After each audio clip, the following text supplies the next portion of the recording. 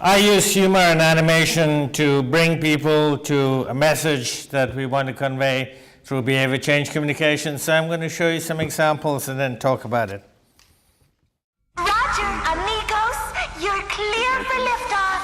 Enjoy the ride. For you, I killed a bull. Who's Roger? 10, 9, oh. Shouldn't something that flies have wings? 8, 7. Whew, it's getting hot in here. Roger that. 6. Will someone tell me who Roger is? 4. What happened to 5? 3. Yes, 2. Now I worry. 1.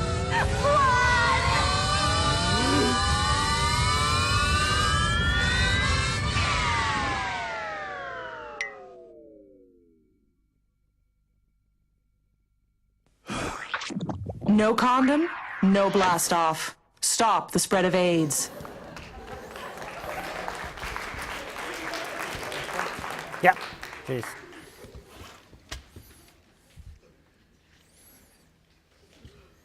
There is a serious part to this presentation, too.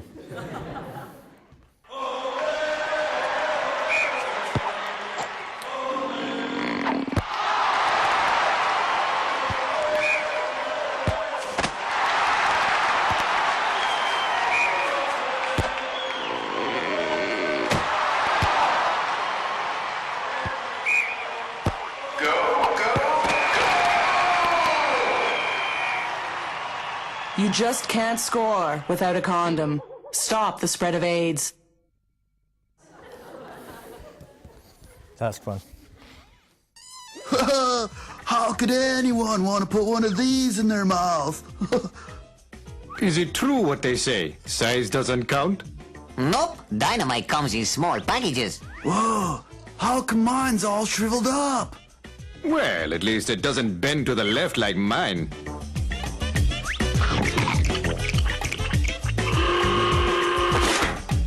Don't play with fire. Always use a condom. Stop the spread of Okay, AIDS. those 3 are from the HIV/AIDS prevention program that I co-produced called Three Amigos. It exists in 45 languages, and we can reach approximately 80% of the world's population in their own language, or over 6 billion people with that. So what I do is I create a cultural shift. My philosophy is that we share commonalities as human beings. We are endowed with basic human rights. We share values in common. So it is possible to communicate across borders and across cultures using the most difficult means, which is humor. Human beings are rational people, and every issue, there isn't an issue that I know of that can't be tackled on a global basis. Every person can be influenced. Every person can change their behavior. Every person is reachable by communications one way or the other, and we can reach beyond barriers to communicate with people as human beings. I use animation because animation is accepting by the audience. There's a global acceptance of animation. It is obviously not real. So if I'd used real condoms, for example, I would never have gotten them on Iranian national television, where the Three Amigos was played. There's a suspension of your disbelief system when you use animation. It is easily translatable.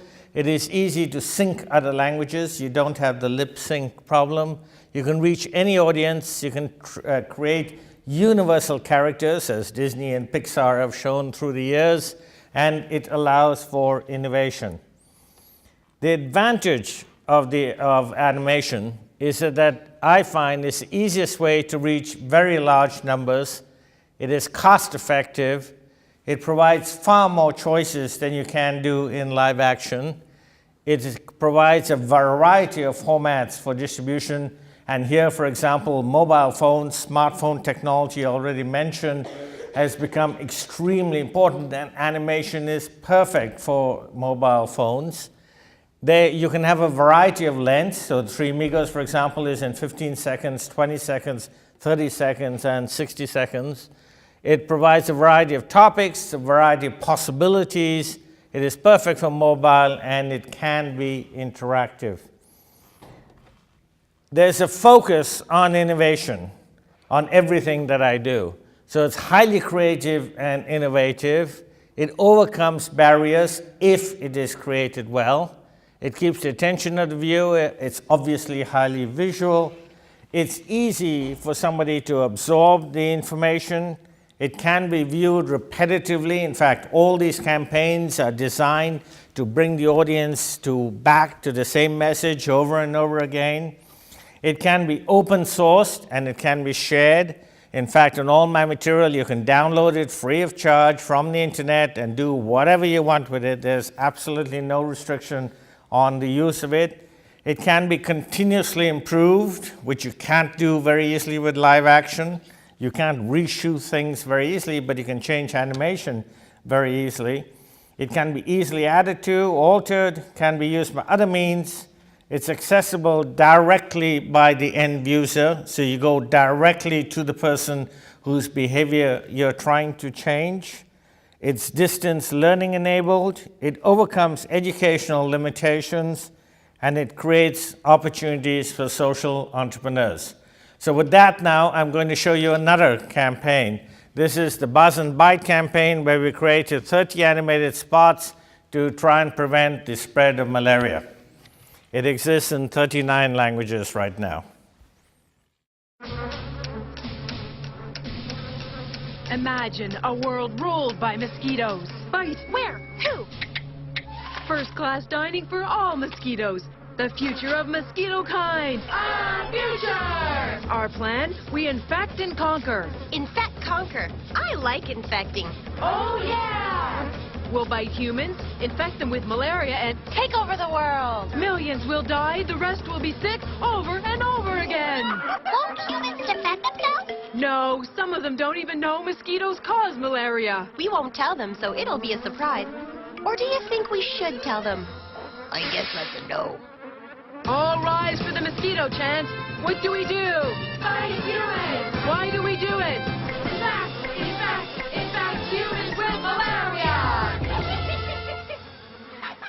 There's an army of mosquitoes out to infect you. Be aware, mosquitoes cause malaria. Simple message, mosquitoes cause malaria. Why do we need to say that? Because some people in Africa in particular think that the weather causes malaria, that when it rains you get malaria. You could have an umbrella and hold it up and you won't get malaria, and so on and so forth. So it's a very simple, direct message. We have 30 spots, 8 of them on malaria and how they transmit it, and 22 of them on the use of bed nets. It is very difficult to create these. I don't want to, by making light of them, I don't want to suggest that we do this very easily. There is a great deal of difficulty in research. There's the cost of creation, which is very high because it's 3D animation.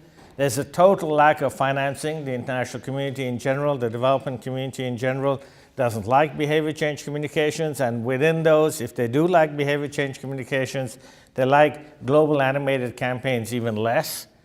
It is difficult to create the materials. It is difficult to create a focus directly on innovation. It is sometimes difficult to gain acceptance from the end user.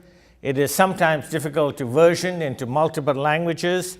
What you can say that long in English, in Finnish is that long, in Japanese it's that long, and when you have 20 seconds to make the message, it is very difficult to version them into multiple languages.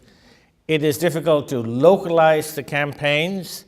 What we do, by the way, we don't translate them, in case you're wondering, and that's one of the reasons why the Three Amigos is in the translation textbook that many translation students, universities use around the world. We rewrite the scripts in every single language to make them local.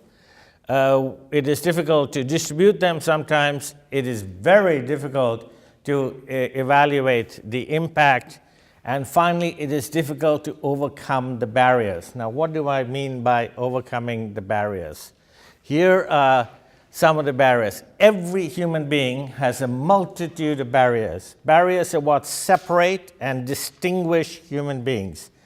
To overcome barriers, in my opinion, we must profoundly understand what those barriers are. Each person, each of you, is absolutely unique. You have your own personality. You have your own characteristics.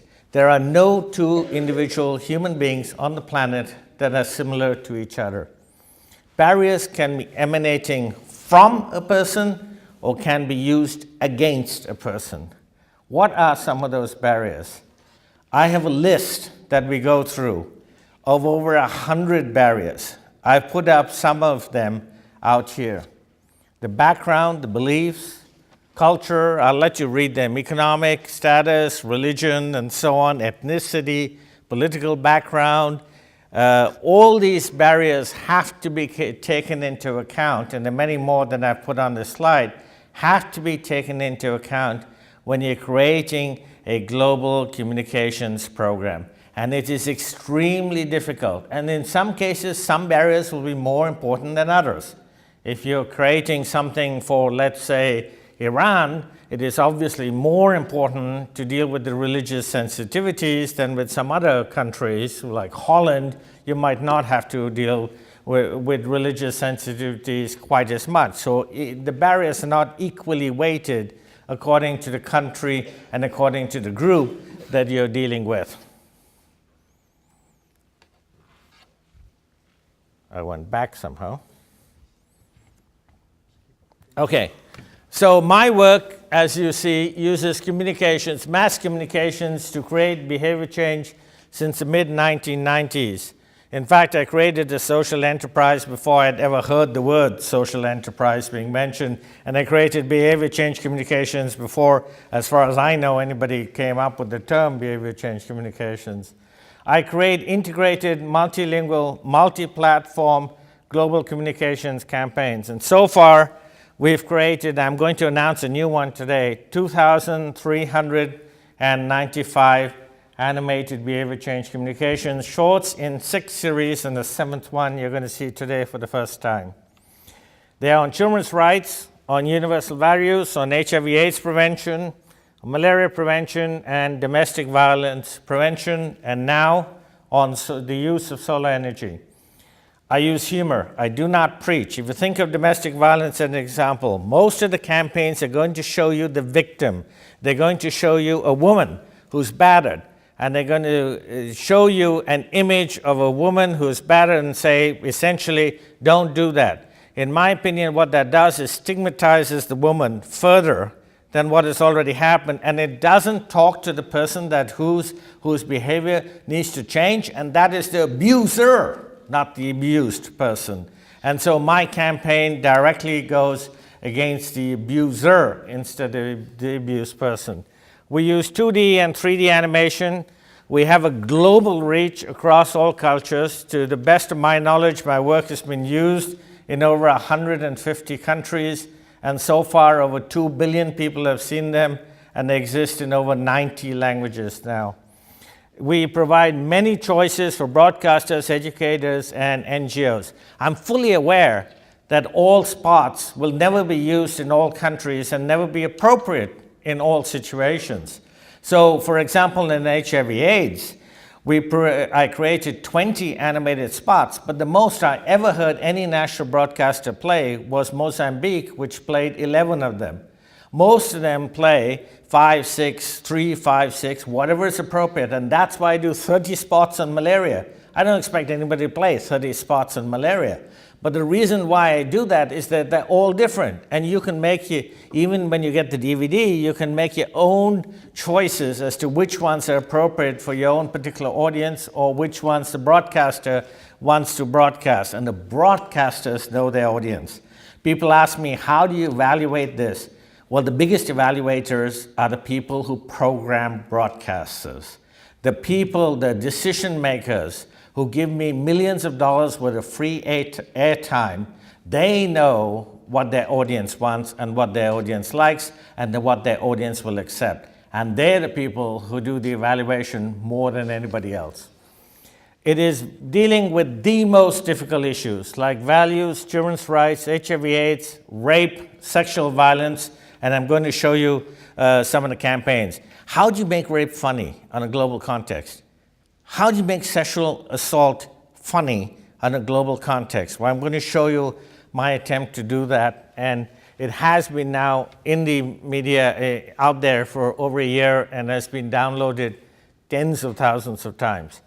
These are issues that need mass communications, and I say that what we do, we're going to do it literally now with the solar campaign, but what we've done metaphorically up to now is shine a light where there is silence. Okay. What do you say in your defense? My culture insists I beat my children. Religion! My religion commands me to dominate my wife. Tradition demands I treat my family that way. Have you read any of these books? Me? Well, no. Not yet. Guilty! No culture, religion, or tradition is an excuse for you to use violence. Before I lay the soul of this man to rest, let me say a few words in his honor, since we cannot speak badly of the dead. At first, he did not treat women badly. Later, he sexually abused them. No one will miss this bully, not even me. In fact, now that he's gone, the family's having a big party. And I'm already late. Do not engage in sexual abuse. Do you promise to beat your wife and abuse her in sickness and in health? I do. Excuse me? And do you promise to love and cherish your husband whenever he abuses you? She agrees. You may beat the bride. Enjoy your honeymoon. Marriage is not a license to abuse. Okay. I took out the three most provocative ones out of the ones we did on that. Yep.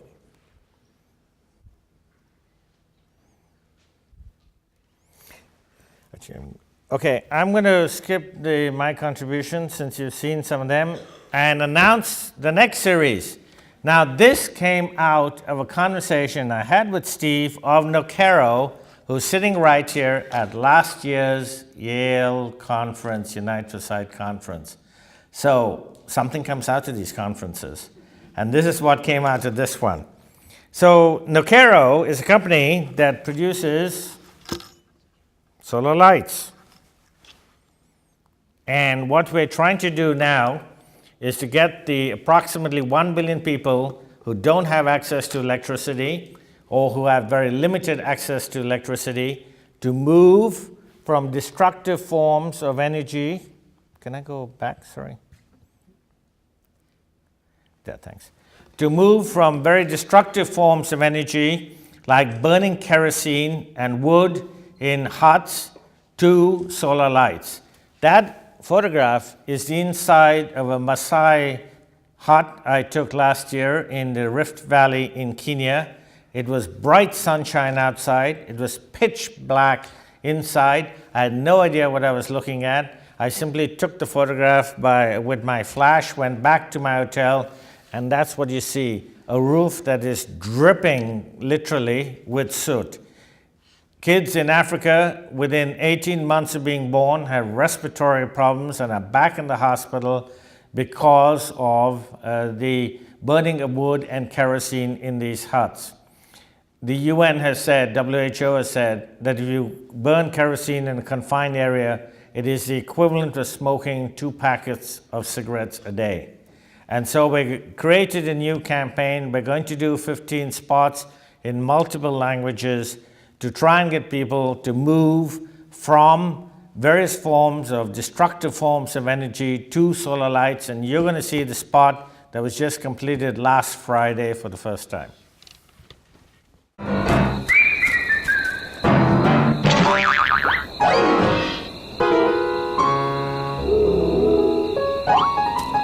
Would you like to walk together? We can share my solar lamp. I can see just fine.